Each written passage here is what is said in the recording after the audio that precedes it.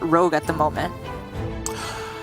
I see your point. It's definitely a much diminished archetype, and I think even then, like even when it was fully active with the pen flingers, I think it was to an extent overhyped as to how powerful of a deck it was. But we'll have to see. If anyone can get the job done, once again, I do believe it's our boy Alan, who's going to be starting things off with the Paladin against the Warrior. And you know, I was talking about how the Paladin has good anti-aggro capabilities in the late game. I do feel, though, that with the Warrior having so many rush cards in the early game, able to just dominate the board, even against all the secrets that Paladin can throw down, they might just lose things a little bit too quickly because, as we've seen, any board-based deck at all really feels like it gets dominated by the Rush Warrior. Agreed. And I can certainly see that the Paladin's lack of one Libram of Justice, only one copy here for Alan, could be a problem. As long as the Warrior, in this case Hi3, plays a bit more greedier than he would certain other matchups. You want to make sure that you're not overextending all your threats onto the board at once if you haven't seen the first Libram of Justice. And in terms of being maximum greedy, I'm talking about trying to copy your bumper cars with Playmaker, for example, so you get more 1/1s, which become 3/3s or even 5/5s with conditioning. And I've learned my lesson here, Gia. I was about to say this is a pretty disastrous looking hand for Alan, but obviously, after the Token Druid game yesterday, I've learned this is the absolute nuts. Having 0 playable cards is exactly what you're looking for as this Libram Paladin. Sure. I'll go with that. He did pick up a playable here, Knight of Anointment, and if he gets Avenge, you could play that. It's obviously not good on the board, but maybe a secret is what he's looking for to pair with the Northwatch Commander. However, giving up the coin will be very painful because it looked like his entire hand is centered on Eldar Truthseeker coming out ASAP. Well, I would say that these Morshan elites might be stuck in hand for a while. With the way this hand is looking out, though, I don't think that's going to be the case. 5 mana 8/8s with Taunt when they copy from the Sword Eater. Obviously without any buffs, it's not like super insane, but it's still really strong development in the mid game here. Yeah, they're also of a shape where it's not easy for Paladin to clear them. Other than the Eldar Truthseeker, I don't think very many minions can value trade with that, especially not early on in the game. Hi3 here, I was talking about how you can potentially play greedily with the Warrior in this matchup, but of course, if it comes at the expense of curving out, probably not worth it. We could just see the Sword Eater come down now, and ooh, is he thinking about a Samuro play? There's a lot of ways that you can approach this here. Like, Samuro is interesting because obviously it just goes straight up to 5 attack and then you can clear off. And with the Runthak in hand now, you do have to at the very least consider the possibilities of saving these Morshan elites until they're buffed up to at least 5/5s, maybe even more later on. That is true. That is a way to play greedier. And it also is not like he's going to get punished by something like Eldar Truthseeker coming down because the Parade Leader, having stuck since turn 2, has been absolutely insane. It's already provided +4 attack on these minions and going to go even further with the Runthak. Interesting how this works out, because if there hadn't been the Libram of Wisdom, this would be the easiest turn in the world. Oh no, wait, it still is. You can just bump a card first. Yeah, okay, my mistake. I forgot again about the buff from Raid Leader. You buff the 1/1s, you kill off the minion. It's so clean. I like how you call Parade Leader Raid Leader like it's a nickname and not another card. It's just better Raid Leader. I'm that good at card names, Gia. I'm past calling them their correct names. It's just a nickname now. Well, for Alan, this is looking like a disaster for sure. Doesn't even have a pen flinger to deal with the Runthak, let alone the Parade Leader or Samuro. So if he does go for a Libram of Justice play, I think he still has to hit the Runthak.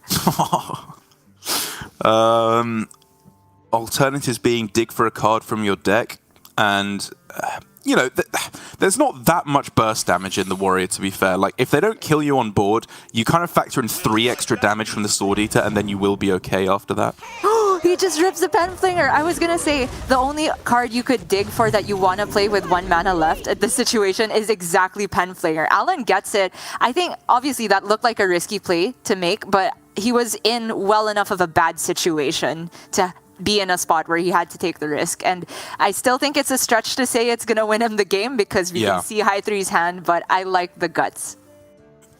I mean, it's a stretch, but it's definitely not over now. With that single draw, he may have pulled himself back in. He's got the 0 mana Libram of Wisdom likely to play next turn, alongside Libram of Justice, Penflinger to clear off 1, maybe 2 minions, and then Libram of Hope into Liadrin, into more Librams of Hope. I don't know, it's possible.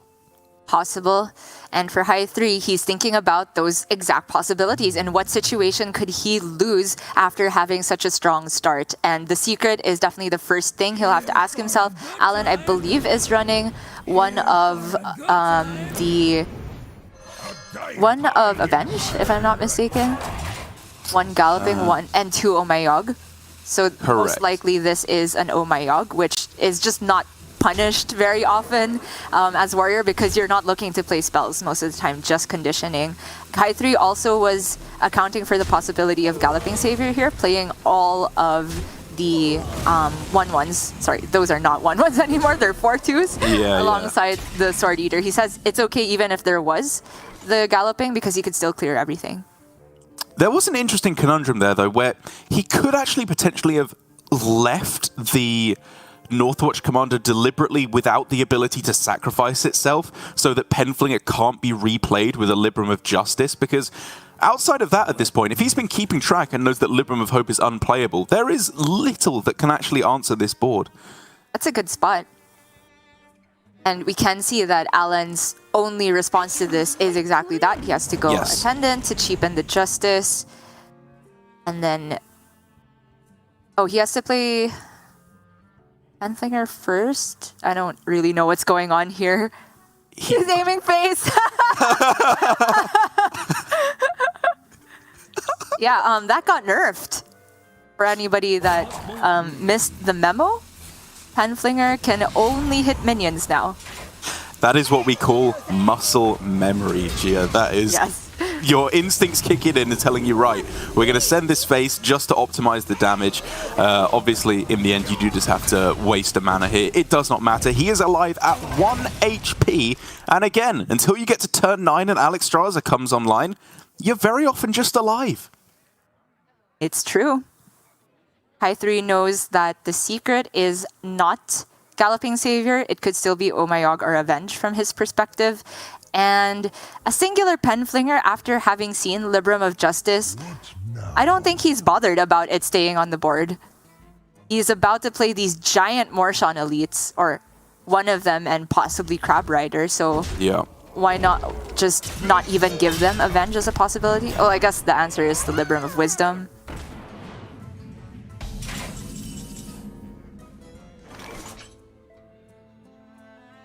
Okay, has to heal. Non-negotiable. But it's like, it's coming together. You go Libram, and then you can go Libram of Judgment on the following turn with Lifesteal. That lines up beautifully against this board on the other side. As long as you don't die, Alan can really start clearing this up. It's not over. We could see Libram of Hope here, the Aldor Attendant bump in so that he can replay the Penflinger. I guess it's not even worth it, right? We just have to think about breakpoints. If this is an 8-8 or a 9-9, is there anything that Hi3 can do more conveniently? At 8-8, I do believe War Axe is a breakpoint we're thinking about, because Crab Rider could bump in and then a 5-5 plus War Axe deals with it. I'm not sure if it's worth giving up the 2-4 as board presence right now, though. Yeah, especially as it's something else to buff with Hand of Adal, potentially, and get another kill on one of the 5-5s. I think he just holds on here. Okay, Alan disagrees. Yeah, I'm sure he was able to think of something that makes it so there's a breakpoint. Like, yeah, I'm not even going to try and guess, but if you think long and hard enough, you'll find something, I'm sure. Right. Well, that did make it so that Hi3 doesn't have to be bothered about Avenge, only a single minion on board. So really the only secret on his mind right now is Galloping Savior. The Ringmaster Watley guaranteed to get him a bumper car, Alexstrasza, and the other Sword Eater. Full value, insane.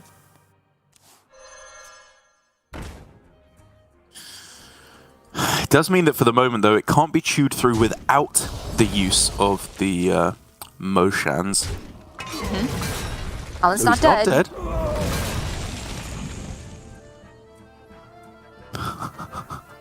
And with Libram Penflinger, like he can kill off the Watley, I suppose, although that Crab Rider is...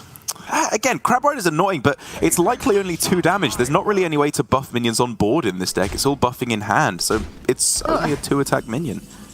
Wait, this is baffling to me. I don't think Hi3 had known this was strictly not Galloping Savior. But he did an attack phase first with the Murloc, and that's a very important attack phase because Alexstrasza is, well, his primary win condition if there's no healing from Alan next turn. He's shaking his head. I wonder if that's what he was thinking about. Yeah, I think you might be right there. Got away with it, though, so yep. Never punished. For Alan, he has to play the Judgment, and I guess the rest of the turn is Pen Flingers. You can fit in a Hero Power and 1 other Flinger. So you can end the turn with Flinger on board and then Lights... Oh, you replace the weapon. Oh. He just knows, however, though, that there's an Alexstrasza in the other hand, though. So everything you're saying is just not good enough, right? Because he just stays dead on board. So I think the only play is actually just to search for exactly Libram of Hope with the Hand of Adal. You're right. I didn't even count Libram of Judgment. Like, if you have to hit the 4/6, it's only healing for 1, so you're dead. 1 net. And then you're dead to Alexstrasza still. So that's exactly what Alan was searching for. Didn't get the Libram of Hope. And that will be game 1 to Hi3 and the Rush Warrior. Getting it done. And, you know, apart from that blip at the end, if you were correct about him not having tested for it first, which I think you were, it felt like a pretty good gameplay. You know, he was applying a lot of pressure in the mid-game. His greed, if you want to call it that, with Samuro first, rather than curving Morshan into Morshan, was, I think, the correct way to go. He put the most amount of pressure on board each turn and then saved for the big swings later on. It was a good play, but in the end, just too much for Alan to fight back against. The deck of Libram Paladin is powerful, but against all these rush minions, the taunts just don't do enough. They're chewed through so easily. Indeed. I'm trying to recall if there was a previous turn when he had tested for the Galloping Savior. Maybe it's the one when he went bumper car with double 1/1s all at once.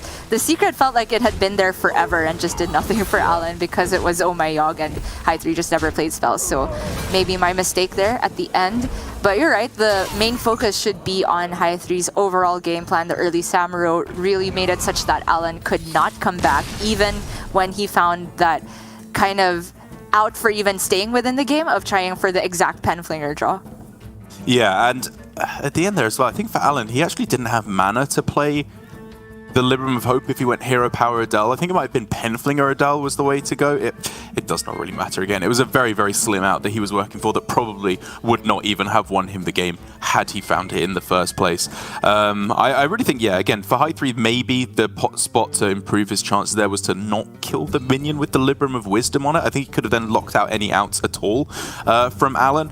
But I might be getting too esoteric and in-depth on that matchup there, as he is now moving on to a bit of an easier version of the Paladin, if you ask me, in the aggro version. Cutting all that Libram nonsense, cutting the Pen Flingers as well, obviously, favouring still the secret package, but just a lot more buffs, a lot more early game dominance as well, with the brutally powerful Conviction combo, hopefully with Crab Rider to deal insane amounts of damage.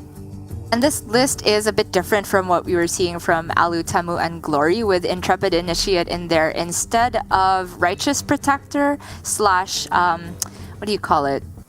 Argent Squire. They were going for even heavier of a Divine Shield package to make sure they can double down on the buff effects. And there's also no Talon in here, which I don't think is a big loss in terms of not having it in the deck. What he does have are the Crossroads Gossipers, which I feel also indirectly got a nerf because of the nerf to Sword of the Fallen, where Crossroads Gossiper is most powerful when you have all the secrets played together, and it becomes almost impossible to get rid of the Gossiper without buffing it at least once, because if you have Oh My Yogg, Avenge, and Galloping Savior, and let's say it's hidden behind a taunt, then you need to play a spell to proc the Gossiper, but if you play a spell, you proc the Oh My Yogg, and then it gets bigger. It's just a disaster. It is, especially with the Noble Sacrifice thrown in there. I think that's really the card that allows you to play the Crossroads Gossiper. Outside of that, like just attacking into a minion, you can always kill it. Whereas, as you said, this way, it's just too much stuff in the way. So for Alan, he's really hoping to get on the board first of all here. And finally, he's got a hand that's kind of conducive to that with Aldor Attendant, Libram of Wisdom, and now a Sword of the Fallen as well. This hand's looking pretty juicy. Yeah, absolutely. I mean, the sword gives him now a chance to check the hand of Adal that we can see in Hi3's hand, because we can quite clearly see if it's Aldor Attendant just this turn. Hi3 will be very happy about it. So I wonder how hard of a read Alan could have on that. Note that Knight of Anointment can draw a hand of Adal. Of course, it can also get Avenge, as we can see here, or Conviction. The alternative is that you could go Aldor coin Libram of Wisdom now, and then there's no way to kill it immediately. I do favour the sword in the end, but that does at least put something on the board, so he could maybe then trade against the next thing that Hi3 plays, in case it's not a hand of Adal instead. But this just thins the deck, it kills the minion, no buff can even come down, it's super clean. Yeah, looks pretty good here. He can do the 2-4 next turn, and at the very least, the sword can remove the Divine Shield from McGurgle. Although, if he does just play a 2-4, that's actually also not very well shaped into Hand of Adal. Checking what secret Alan pulled, though. I do think he got one of his 2 Omayogs, the most likely outcome. Yes, I think you're correct. Well, 1-3 check with Safety Inspector and the Sunscale Raptor. I guess you don't want to go with the Safety Inspector quite yet in case you get rid of the Adal. Oh, sorry, of the Libram Aldor Attendant.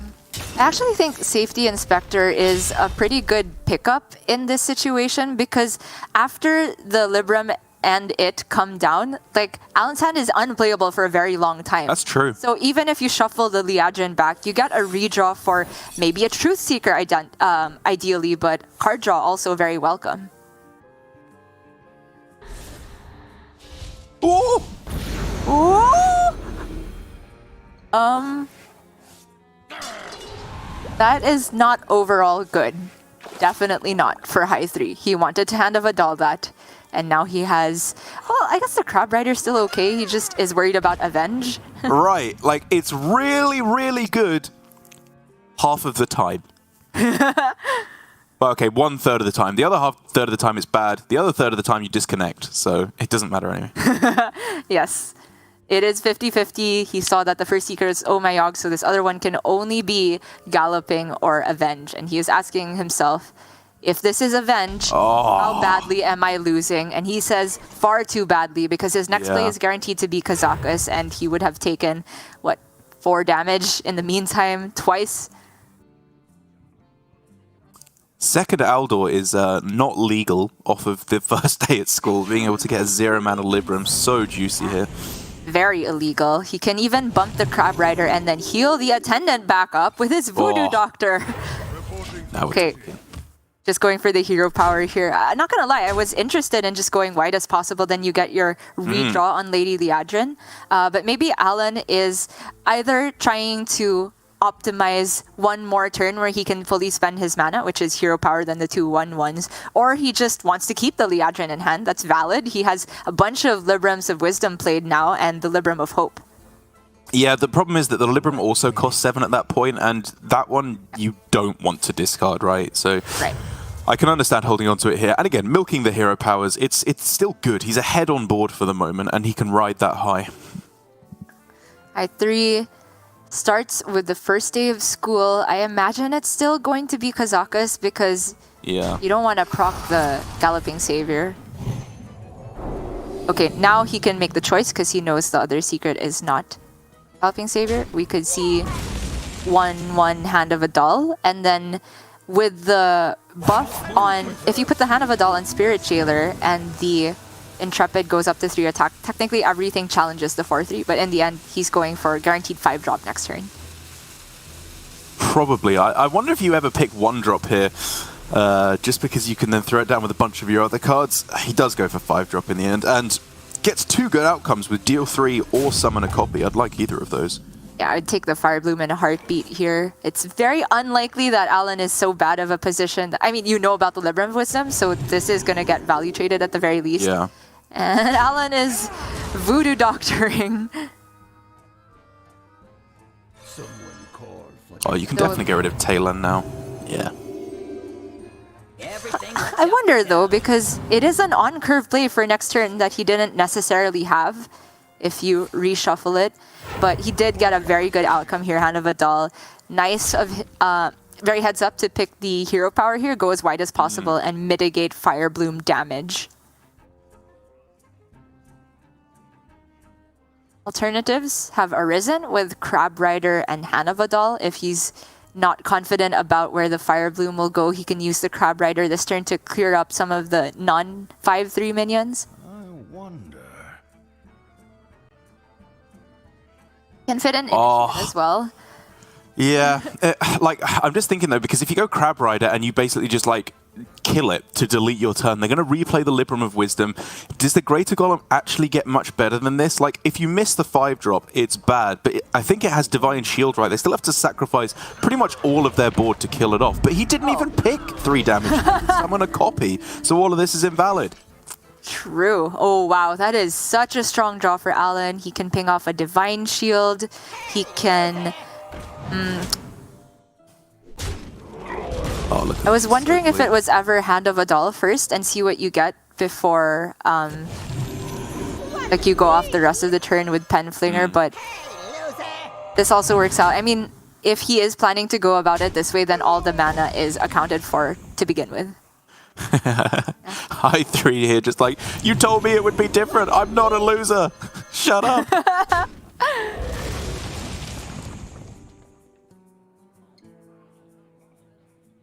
Well, Penflinger can't spend the mana on it anymore without damaging your own minions. Very counterintuitive.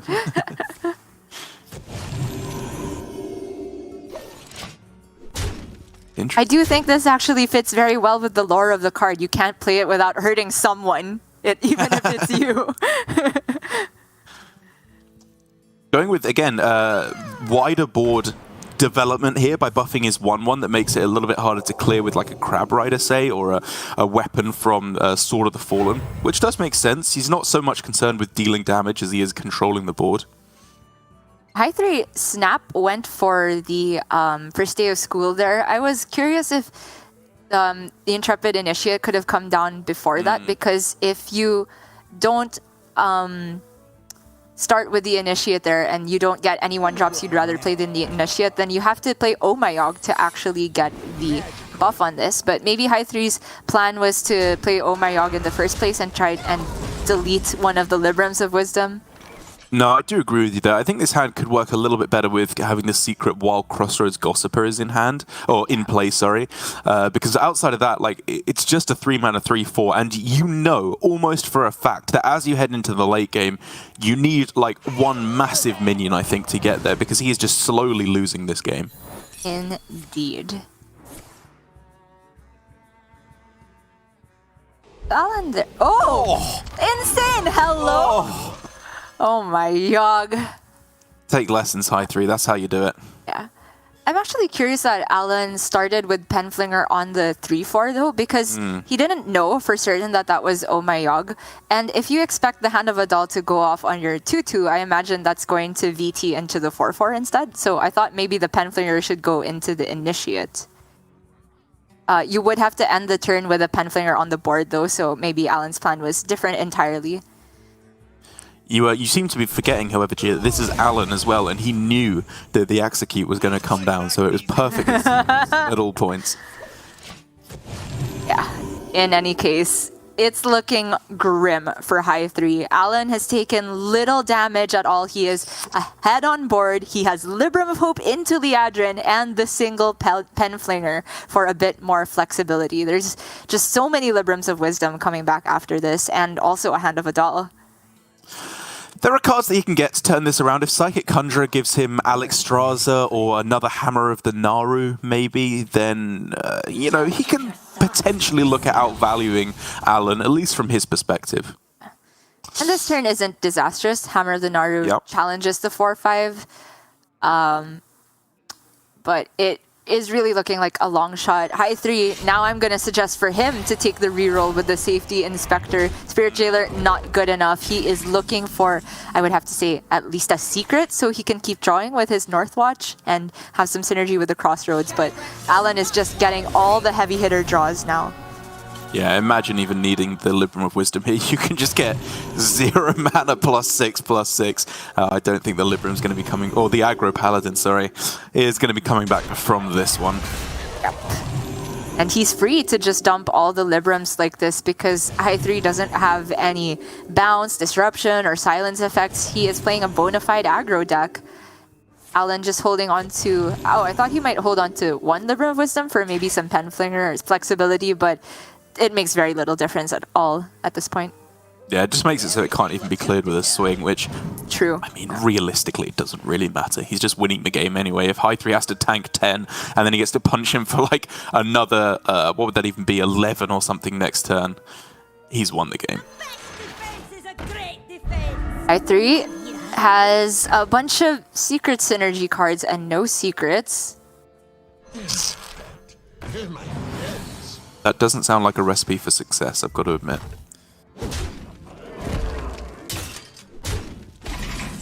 And it already looks like Alan can lock this one out. Just a single Libram of Hope.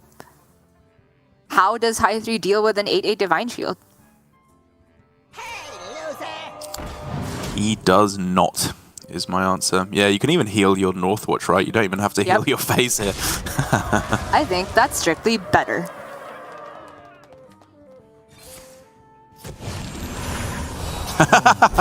Okay, fine, Alan.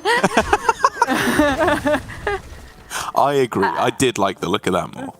I think this exactly happened in the Druid game as well, where he just healed his face instead of a minion, but we are nitpicking at nothing. It almost completely doesn't matter. Yeah, it's just funny. It's just classic Alan. Can I die from 20? Maybe. Let's go to 20. Yeah, it doesn't even want to wait for it to upgrade next turn, and I don't think it's going to matter either way. He's basically just dead in the next couple of turns, no matter what he does. He was going for the off chance of buffing 2 of the minions that could immediately attack this turn. To be fair, if it was any 2 of those 3, he could clear without having to face tank. Okay, you know what I want to see? Alan go for lethal right now. Kazaka's 5-drop for +2/+2. That is the true gamer play. Probably not correct, but the Libram of Hope I don't think was correct. Oh, it's exact lethal. You have to go for it. Just for style points. You've already won. When did we become such bad influences, Darren? Well, that's no longer an option, so... Oh, no, wait. It was just lethal, right? He could attack face with his Northwatch and then Penflinger it and put all the buffs on Liadrin. Oh, yeah. Well, he could still do it.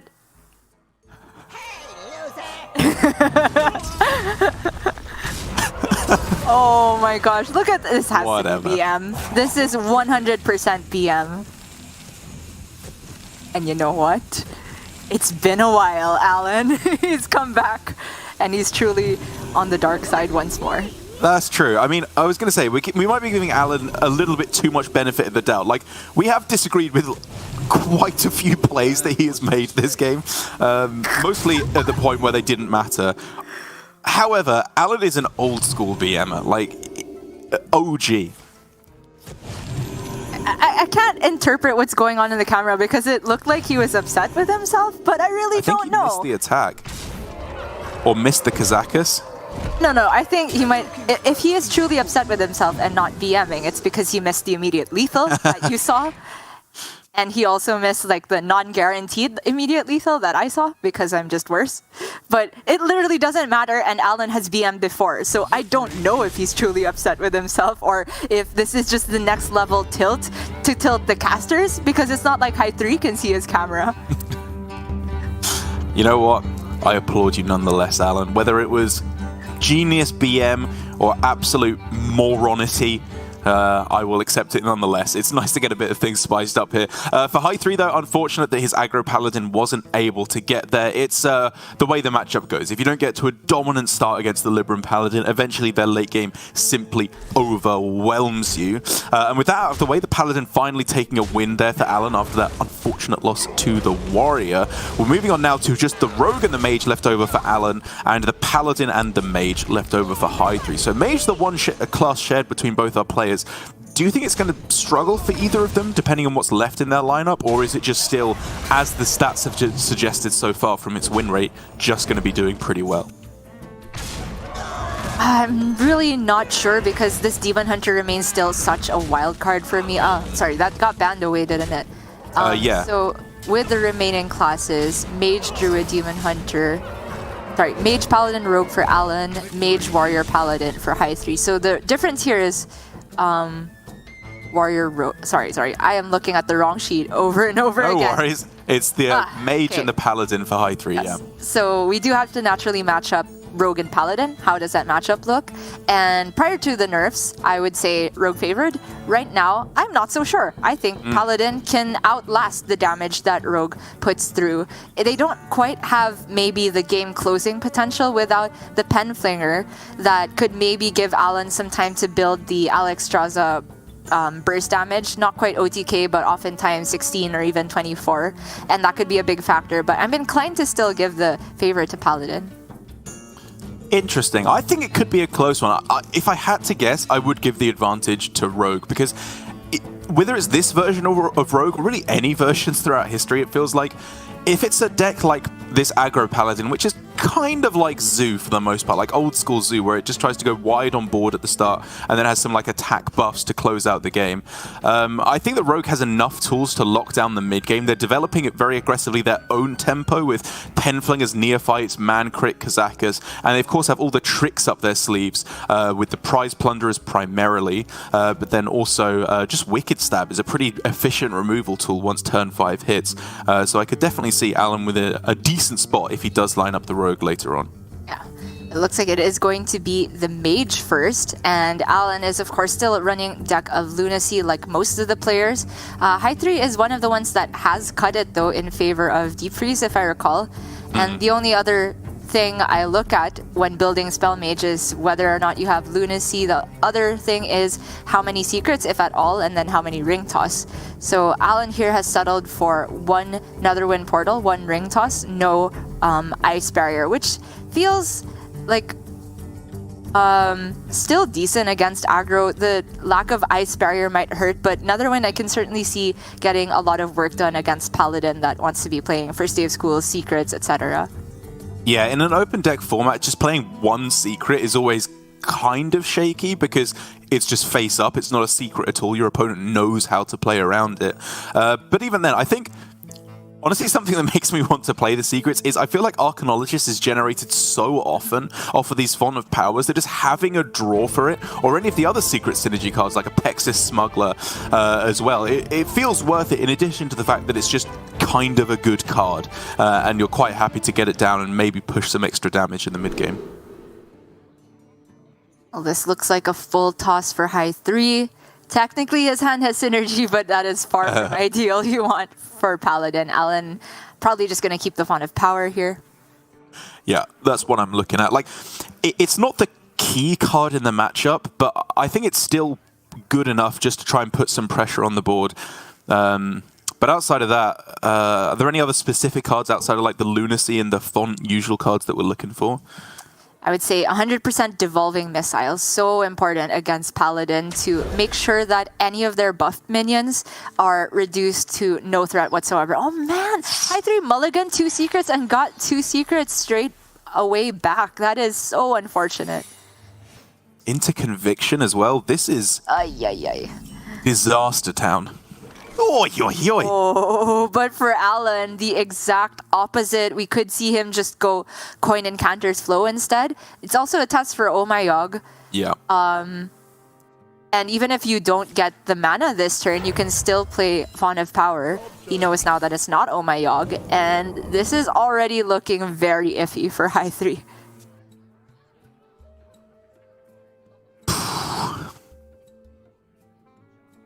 So your opponent just went coin Incantus Flow. That does not imply they have another one because you had a secret in play, so they were very possibly just testing. So I'm trying to weigh up, like, does Omayog get something immediately beneficial, or should you, just go for the hero power? In the end, though, he does just go with the secret. Alan tests very adeptly with the Runed Orb, and with Deck of Lunacy to follow, it's and you got very something nice. good? Okay, Disgusting. at least Yogg guessed wrong for him. Yeah, less than 0 feels appropriate for Yogg. Yeah, Hi3 knows it's already looking close to impossible, but there is some hope. Goody 2 Shields, very strong card to play on curve. And Alan, not going to play the third card because he doesn't want to proc Galloping Savior. He does not have a good removal tool for Goody 2 Shoes just yet. And we have seen Lunacy miss quite a bit yesterday. I don't think it is going to miss that badly this game, given that Alan has many turns to play it. But looks like he's not even snap playing it. I think he will end up on it here, and just very possibly throw down the lab partner as well to try and get rid of the Divine Shield. But for Hi3, you know, what started off as a disaster, he has a 3-4-5-6 curve here at the very least. That is at least forcing answers from Mage, and it only takes 2 middens stuck on a board with a conviction to potentially just close out the game. I think Hi3 is just having a good old laugh at how things have turned out in this world. The lab partner is very important here, though. Alan preemptively trying to get something on board to get rid of the shield. But I don't think it stops Hi3's curve, like you said. In terms of ideal 5-drops to get, I think we're already in look for stealth territory. Because as soon as the Lunacy comes down, I am not confident that things are going to stick on board. Are you ever going for 1 mana here with double conviction that upgrades to rank 2 next turn? Like, I know it doesn't get the minion on board and able to attack on this turn, but if you can buff up a Divine Shield minion, even if it can't, like, attack on face on that turn, it still has, like, 4 or even 7 attack on the following turn, depending on whether you go 1 or 2. Yeah, it's definitely worth thinking about, because then the curve kind of still works, that the next turn could be, assuming everything gets cleared, he could still spend his mana on the 1-cost Golem, Hero Power, and then Conviction, something like that. I feel like I would still end up on Greater Golem here, because if you hit the Stealth and copy, that still feels pretty good with Conviction, even though the Conviction comes down 1 turn later and you don't necessarily get to hammer. The Stealth is just too tempting to me. Even Divine Shield to a certain extent, because both of them are bad to devolving missiles anyway. Solid copy of this. That's the copy. dream. That's the one.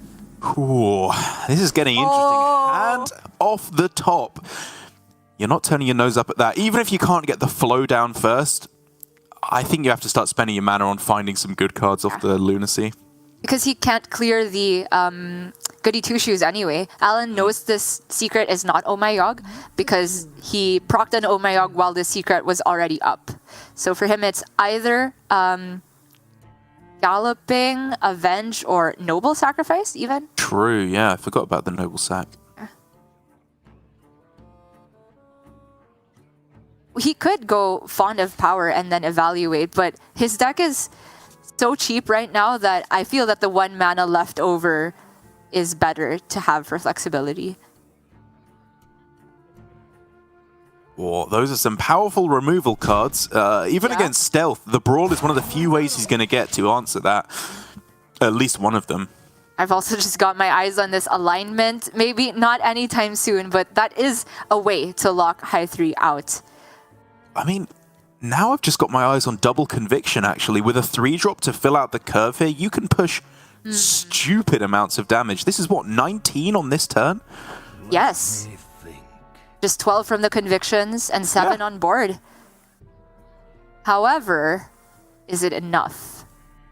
Well, with 3 Hammer of the Naru charges, that's technically a lethal setup. Yeah. And you have seen Alan just draw a whole bunch, so you can't reliably stick the golems every single time. And Hi3 spots your line, and I like it. Alan, not going to be too happy seeing that one. Libram of Hope is available for next turn, so there's a light at the end of the tunnel. He just has to get there first, though. And the mana this turn is just that little bit awkward. If you could go Brawl into Expendable, you're over the moon. That's perfect. Yeah. Sorry, Expendable just gets this done as well. It's 14 total. It does, yeah. Potential. Tests for Noble Sack. Avenge is where things get weird, but he can still, I think, just clear it up pretty easily. Guaranteed. It does, however, mean Hi3 gets to land the clear board. Not entirely clear, sorry. I forgot about the rest of these 1-1s. Yeah. The Hammer of the Naru and just start pushing. Or the Greater Golem with Oh My Yogg. Yeah, I think this is definitely his best chance. Like, he doesn't set up lethal next turn, even if he goes Hammer Swing. Yeah. But the issue is Alan hit the 0-cost spell to proc Oh My Yogg, which means the Libram of Hope goes off. That was actually such an insane top deck. Yeah, that was absolutely huge. Without that, he was very possibly just dying. Hi3 set it up as best as he possibly could, but he knows he just got. Oh. It's all happening too fast to even keep up. Yeah, a very ugly clear. And he goes down to 15 if he does that. Not enough swings to go phase. Kazaka's already used quite possibly just no win condition. Yeah, I mean, you just play Celestial Alignment for Alan, and then you kind of just win from there.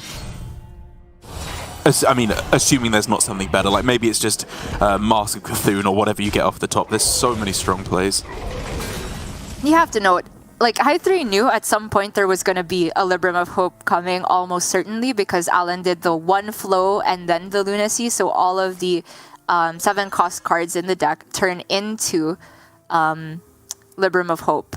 It's just really tough for Hi3. I was just watching his camera right now because it had to be on that exact turn. Yeah.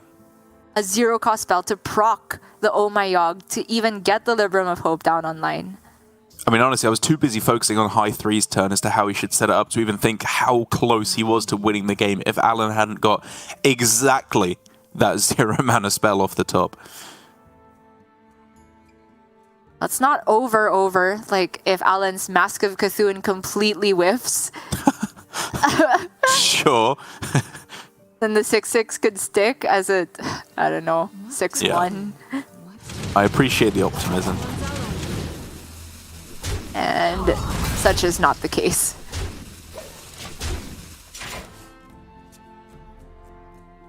Lethal represented now with the Reaper's Scythe, and Darvel Northwatch ain't gonna cut it. It is gonna be game 3 going to Alan with, I mean, what else do you call it other than the new and improved Turbo Nuts with Mage. He didn't get down the deck of Lunacy on 2, but turn 3 is as good of a backup prize as any. And it feels like the narrative for this weekend is Mage still good? Is Mage still good? Like, I have my brother and my dad actually watch Grandmasters. My brother plays a little bit of Hearthstone, like enough to know what the cards do, and my dad just is very enthusiastically supporting me despite not knowing what happens. And the question I got from both of them this weekend is that Mage still good? Is Lunacy still good? Do you play it right away? Do you mulligan for it? And I was like, I don't know. We're trying to figure that out on broadcast. And it's so hard to evaluate because there have been games where the Lunacy got played and did absolutely nothing because it was too late or they didn't draw card draw right after it. And games where the Mage had Lunacy but decided they didn't need it for their win condition. All of those lines are valid, and it's just so difficult to say whether it's good or not because you don't know if it'll be card draw right off the top. Because for Alan, if it wasn't a card draw right off the top there, then he could have been very far away from finding healing. Sounds nice, Gia. I got a message from my dad this weekend saying, call your granny, and that was it. So different parenting approaches, I think they're from different casters. I mean, sucks to be you, Dirk. Too bad. I know. I mean, he's not wrong. I should call my granny. I'm a bad grandson, all right? I'm not afraid to admit it here on broadcast. But well done there for Alan taking the win. It means he just needs to get a win with his Rogue now as the one remaining archetype. And again, you've been saying that you have maybe let your preconceptions get to you. Like, you've been feeling it's been doing worse than the stats actually seem to be suggesting. Yeah, that's definitely a valid thing indeed.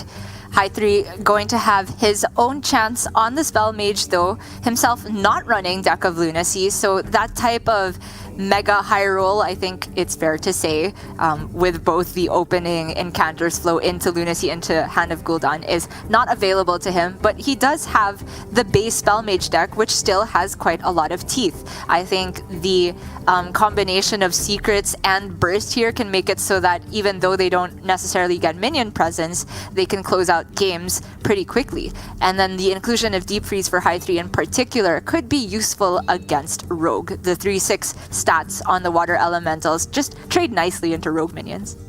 Yeah, I just think I like the idea of having a little bit of extra minion presence in the late game. I mean, honestly, actually having seen the decks play out this weekend, I do think that maybe it's not quite the specific right card to put in there, given how consistently you can just kill them with damage. But maybe there's some matchups that we haven't seen where it would, in fact, be super clutch. I mean, we already saw it against the Weapon Rogue, right? Be pretty important for Hi3 and taking his win earlier on. That's right. And it's important to note that since you are just playing Spell Mage, you don't necessarily view this as an 8 mana card. A lot of the time it's 7 mana. If you're lucky, it goes down to 6 with the Encounters flow. And getting down 2 water elementals on turn 6 is just powerful in a vacuum. Yeah.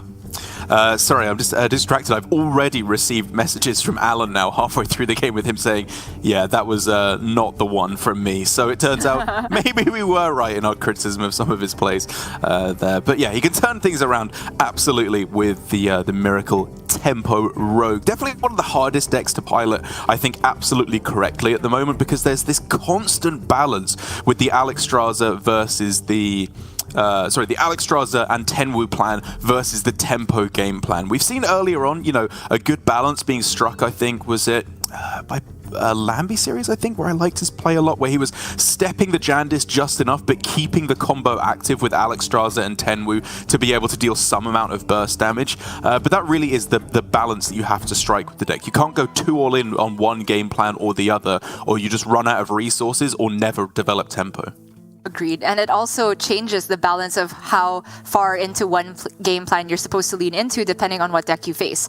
For Alan yesterday against the OTK Demon Hunter, I believe he focused very heavily on just getting turn 3, turn 4 minion presence all locked up, minions that were awkward to remove by Immolation Aura, and I think that definitely got him a clutch victory at the end here. Looking at Alan's list, it is close to the one that I would prefer to run in Rogue right now, which does have at least one Ogremancer. He has 2 Foxy Frauds in there, which honestly, I've become a bigger fan of Cult Neophyte in that slot, but I certainly understand Foxy Fraud because Swindle is in the deck. That's already become a dynamic duo. However, aside from Swindle, a lot of the combo cards, you're only getting 1 mana off of the Foxy Fraud for free because it's 1 Thief and Brain Freeze.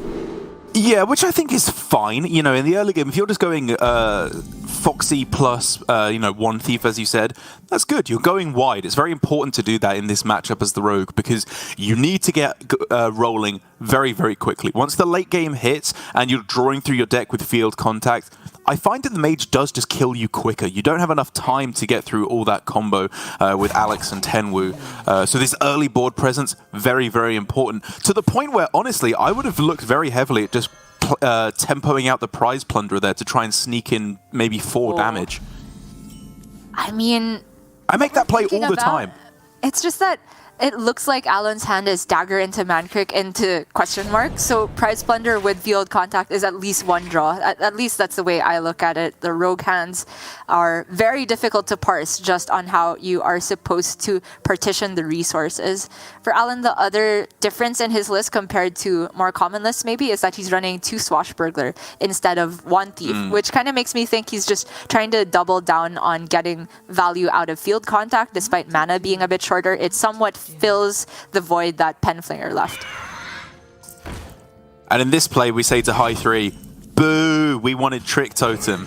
It was probably correct in the end, but it would have been funny to see. And you generally want to go for it when there's something on the other side of the board so it can use the targeted spells.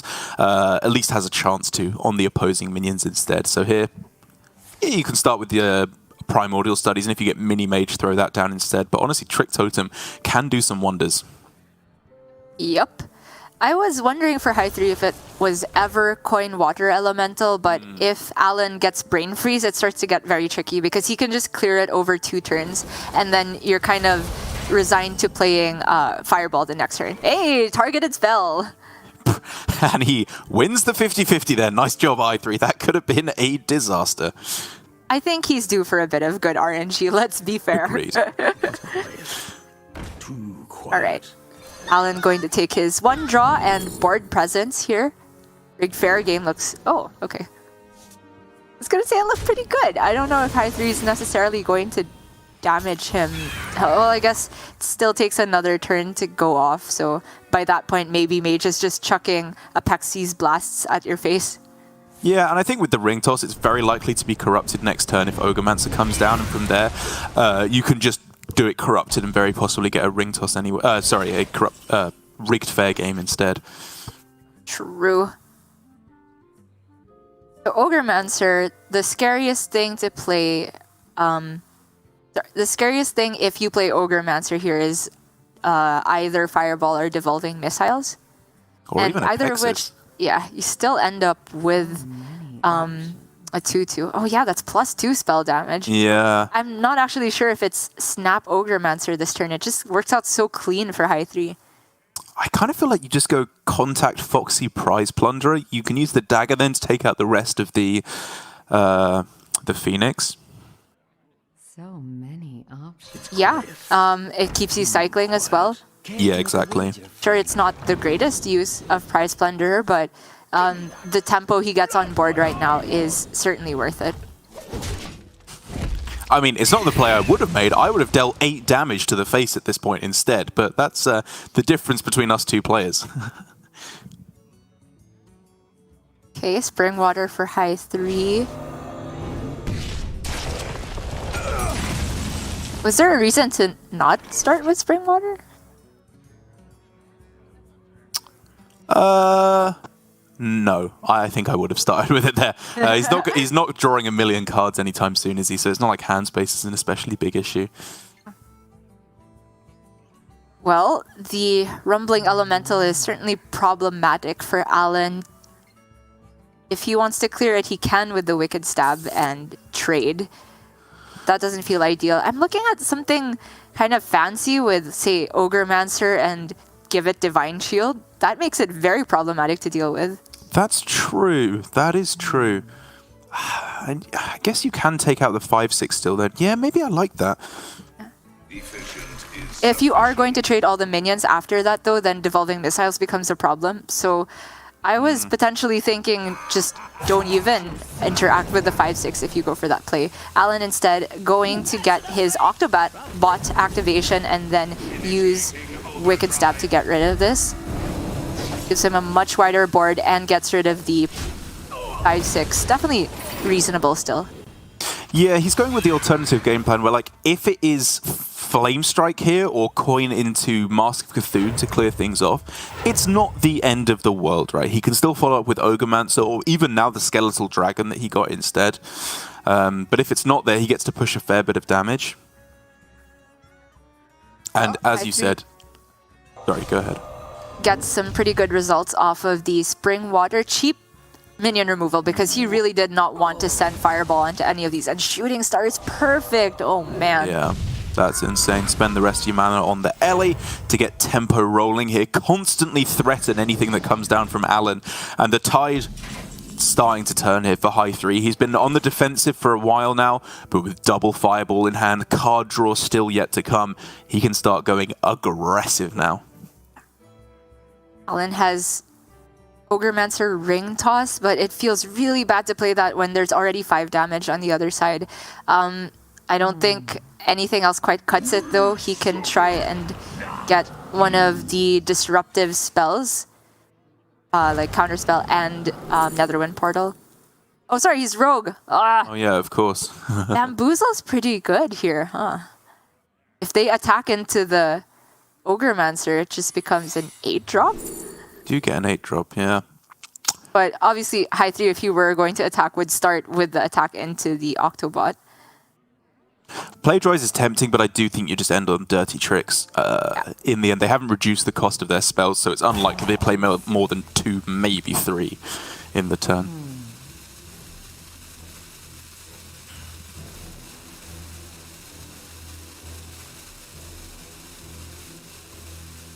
Thinking about all of them, though. Wow. Okay. Did you catch what the first secret picked was? Yeah, it was whatever the one is called that turns it into a banana. I'm not going to pretend I can remember the name of that one. Yeah. Yes. Yeah, exactly. Which, I mean, it could be pretty good. I've yet to see that card do anything ever, I have to be honest. Yeah, Even when I've seen it played, it just looks absolutely garbage. But who knows? We'll have to see. Yeah. Well, Hi3 can start with Fireball on the Ogremancer. Yes, it will create a 2/2, but there's no rogue secret that stops the Fireball actually killing the Ogremancer, I believe. And you don't want to start with any other spell because you have to kill the Ogremancer. Yeah, exactly. And then he can evaluate from there because he'll see if Dirty Tricks gets procced.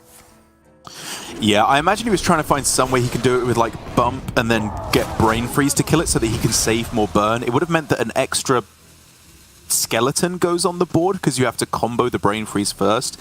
I like that he considered it because, again, every point of burst is very, very crucial in the matchup, but he just has board control here. He doesn't need to worry necessarily about dealing damage with spells when he just has minion control. And I like how he approached the end of the turn, narrowed it down to very likely Plagiarize being one of the spells, so only gives Fireball over to Alan. Ooh. Okay. Pretty sick. It's very back and forth, this game. It's been close at all points. Sleepy Dragon, Jandis. These are big minions that Alan can throw down, and without the devolving missiles, Hi3 has little way to deal with them. And again, even if these minions aren't killing him and he can just go for the burn damage plan, with all that health on board, Mask of Cthulhu just does nothing. He still has this current secret to contend with. From his perspective, it could be ambush, shenanigans, or the one that summons a stealth copy of a minion that attacks Rogue's face.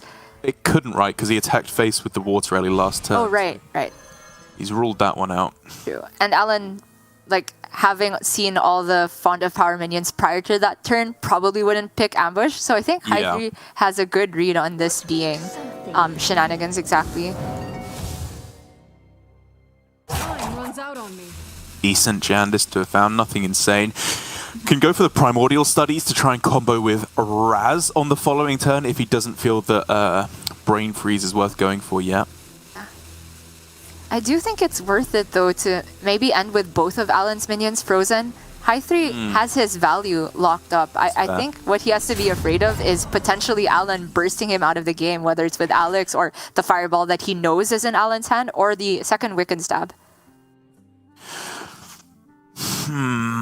It's a difficult guess to make here for Alan, because if he Guardian Orc Merchants the wrong Jandis minion, he will of course give it Divine Shield, making it really difficult to kill. So I guess you could start with like Jandis Brain Freeze to see what happens.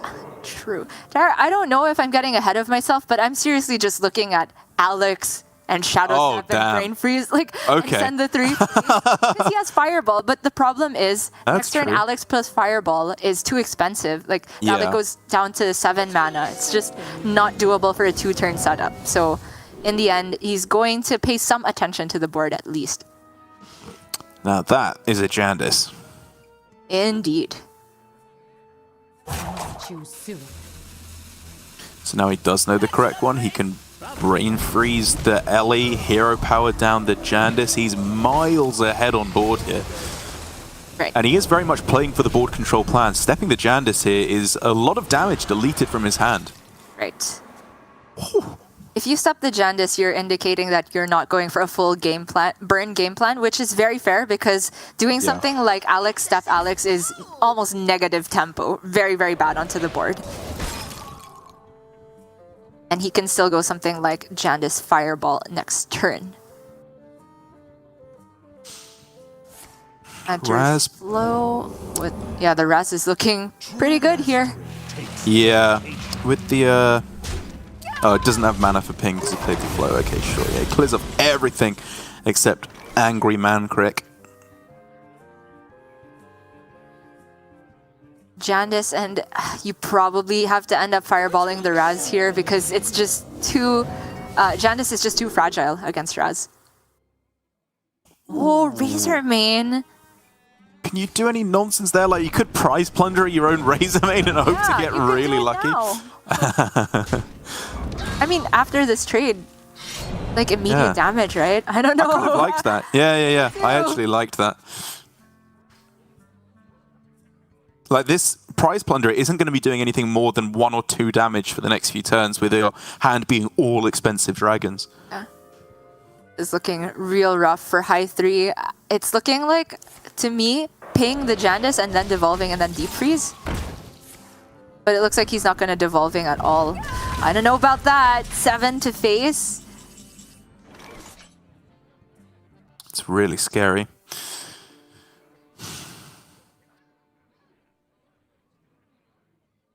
Yeah, I don't know, just like pinging the Jandis at all, you know which one it is.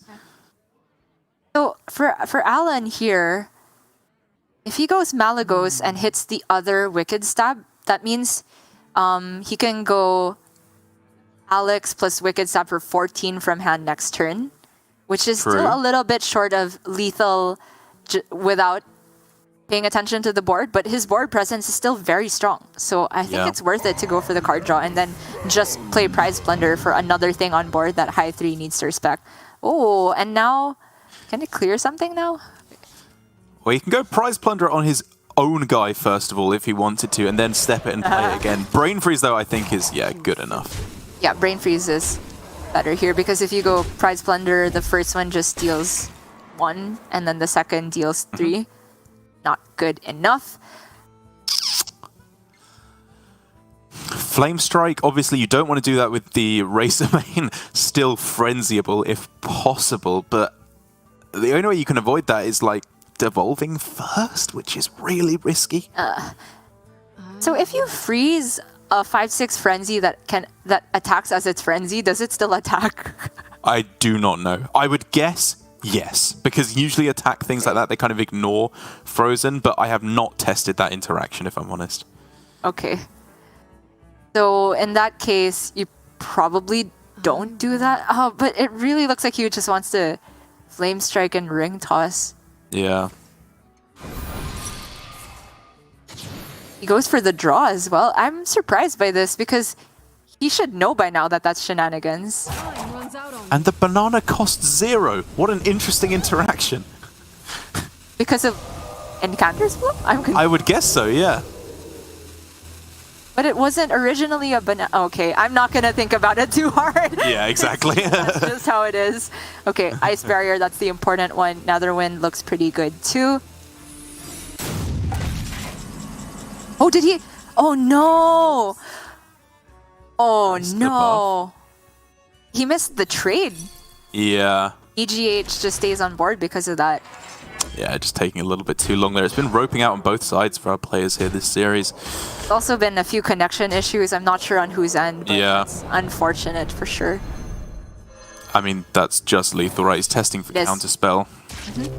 And then Alex plus the Wicked Stab. That is going to do it. Alan goes the distance here and gets us 3 games to 1. He is going through to the grand finals to be played out later today. Commiserations to Hi3, a much better outing for him this week. After 0-2 in the first week, all the way through to the semi-finals here. The trajectory means that next week he'll be finishing better than first place. So I look forward to that for him next week. But yeah, the man of the hour now, Alan, just playing overall, I think, some very, very solid Hearthstone there. I liked a lot of the little tricks that he was getting there. I do think, again, there were a couple of missed points. It was not the cleanest that we've ever seen from Alan, but that is comparing him to the very high standard that we usually set for him. I mean, it's such a high standard that when we do see him mess up, we just assume it's BM. But by his Exactly. own admission on the Paladin, he did miss the immediate lethal, so that is pretty unfortunate there. But in terms of how I predicted things would go, at least based on what you asked me yesterday, it's looking pretty good. And we did still get to see my favorite deck take a win because Hi3 just made that warrior look unstoppable. Also want to say that his Paladin play was very, very good. Like, just identifying that not immediately playing golems was just